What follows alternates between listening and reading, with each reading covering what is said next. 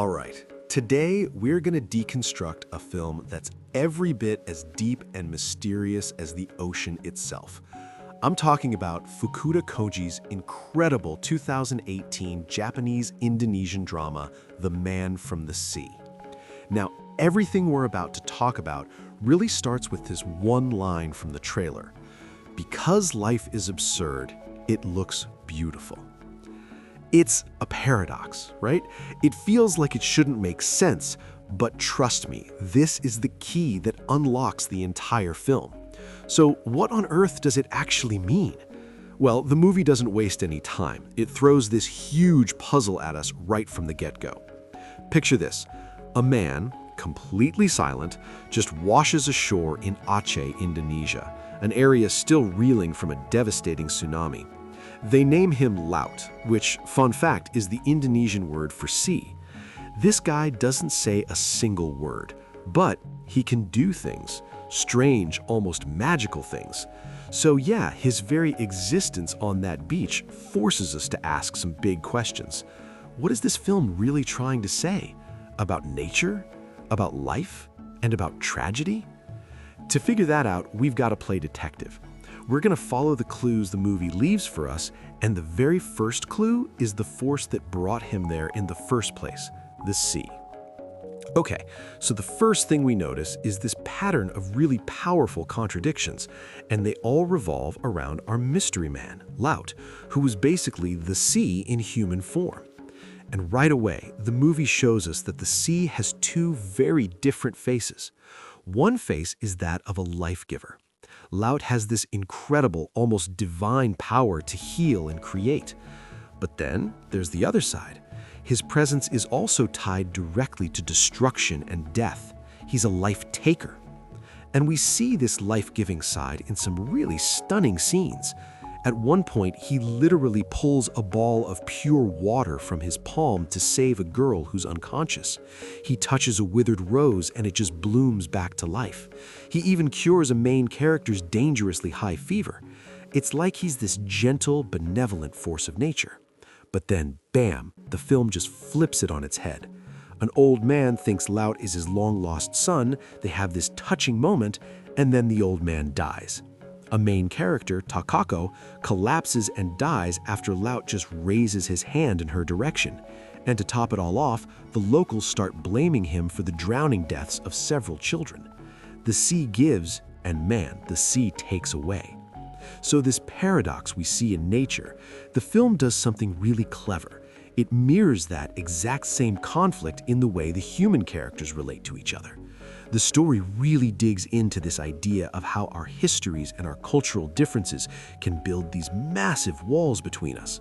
But then it asks, can those same differences, paradoxically, be the very things that bring us together? And you see these obstacles everywhere. For instance, one of the fathers in the story just can't bring himself to trust the Japanese characters because of old political wounds. In another plotline, you have this budding romance that the parents shut down completely just because the two kids have different religions. These are real, solid walls that people put up. But then the film shows us these incredible moments where those walls just seem to melt away. There's this one absolutely beautiful scene where all the characters, Indonesian and Japanese, are on a boat together, and they all start singing "If You're Happy and You Know It." They're singing in their own languages at the same time, but they're totally united in this simple, shared moment of joy. It's amazing. Okay, so let's take a step back. We have our clues, right? We have these big contradictions in nature, and we have the same contradictions reflected in people. So how do we piece this all together? What's the big takeaway? To do that, we need to look beyond just what literally happens on screen. The real secret here isn't just what the film shows us, but how it shows it to us. It's all about how it makes us, the audience, feel these big ideas. And there's a great term for this: cinematic expressive movement.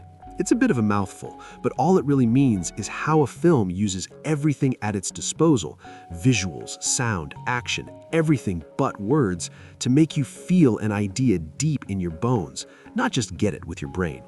So here's our game plan. First, we've identified the metaphors, those are our clues.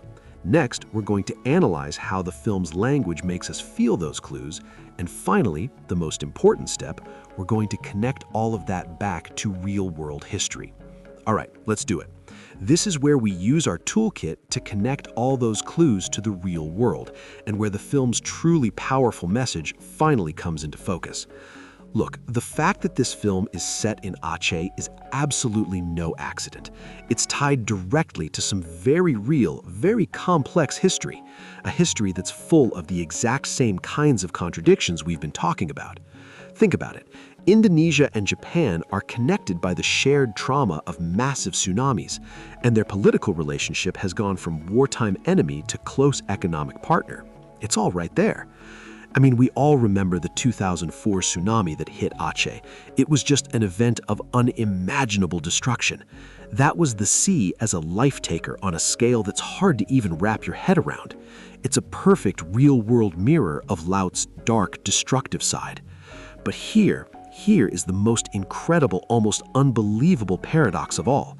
That very same act of horrific destruction actually led to peace. The devastation was so complete that it pushed the Indonesian government and the local Free Aceh movement to finally sign a peace agreement, ending a brutal conflict that had been raging for decades. Out of all that death came a new kind of life. And that, right there, is what the entire film is trying to tell us. It's saying that these opposites don't cancel each other out. They exist at the same time. Life isn't just one thing. It's creation and destruction. It's conflict and harmony, all at once. So what's the big point? It's that the film is trying to get us to see reality in a new way. It's suggesting that maybe the deepest truth about being alive isn't about choosing between good or bad, but accepting that life itself is a paradox. And this brings us all the way back to where we started. Because life is absurd, it looks beautiful. Think about it. A devastating tsunami bringing about peace is completely absurd. But in that absurdity, there's a strange, undeniable beauty. The film's message is that you don't find beauty by ignoring life's contradictions. You find it right in the middle of them. So, I'll leave you with that question. Where do you find beauty in the absurd?